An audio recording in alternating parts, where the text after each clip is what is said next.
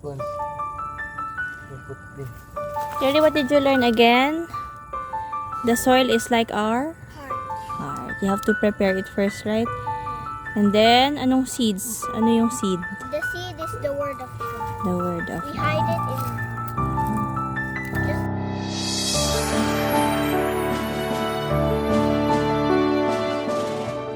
We prepare the soil first, we wet them first.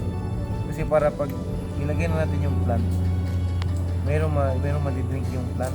Kasi pag yeah, walang, and then it's easy to do. yeah, it's easy to do. Yeah, tama, very good.